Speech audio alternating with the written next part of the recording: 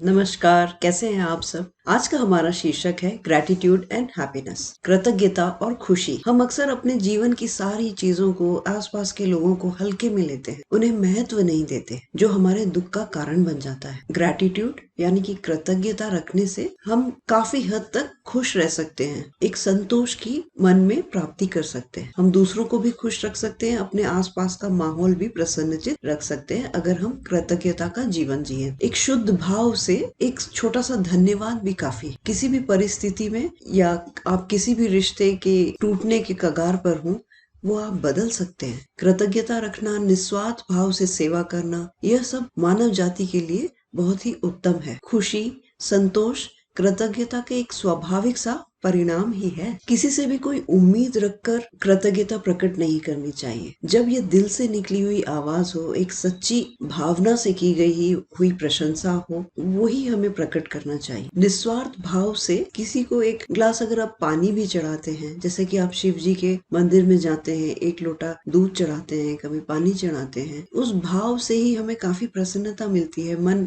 आनंद से भर जाता है। इसी तरीके से घर में भी हमें सेवा भाव रखना चाहिए। किसी को भी उपहार देना, घर में छोटे बच्चों को छोटी छोटी चॉकलेट भी दे देना, और जिस तरीके से उनके चेहरे पे खुशी चमकती है, उससे आप बेहद खुश हो जाएंगे।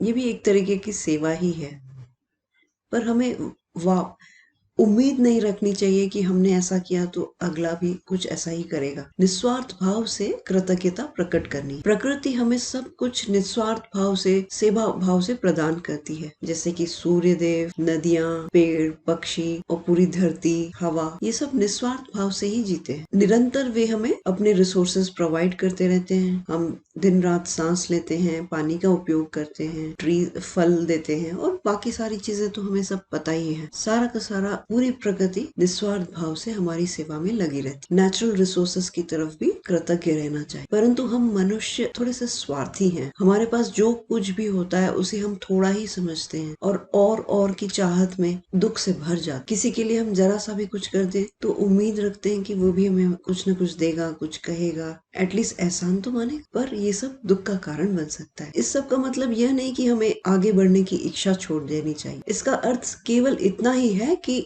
विशिष्ट कार्य अगर आप करते हैं तो उसके बाद आप परिणाम को ईश्वर के ऊपर, ईश्वर के निर्णय पर, यूनिवर्सल पावर पर छोड़ दीजिए। हमें हमेशा संतुष्ट रहना चाहिए। हर वक्त ये नहीं सोचें कि हमें इससे क्या मिलेगा, क्या करें, ऐसा क्यों करें। जो भी हमारे पास है उसके लिए आभारी होना चाहिए और विकास की ओर अग्रसर होना चाहिए। कृतज्ञता ही खुशियों की कुंजी है। कृतज्ञता अपार खुशी प्रदान कर सकती है। कभी कभी खुशी एक इल्यूजन सा लगता है, ऐसा लगता है एक ख्याल है, ये कभी हमारे पास प्राप्त ही नहीं हो। खासकर जब कठिन समय का दौर गुजरता है, उस वक्त आपको खुशी ऐसा लगता है आपसे बहुत दूर हो गई है। बट सबसे आसान मार्ग खुशी की ओर जाने का है कृतज्ञता। विदेशों में काफी सारे अध्ययन किए गए हैं साइकोलॉजी पे, और कैसे खुश रह सकते हैं, इन सब विषयों पे काफी सारे अध्ययन किए गए हैं। बस एक ही चीज पता चली है कि कंटेंटमेंट, सेटिस्फैक्शन, अच्छी सेहत, वेलबींग और खुशी के लिए आपको हमेशा जो भी आपके पास है, सुख सुविधाएं, आपके आसपास के करीब जन,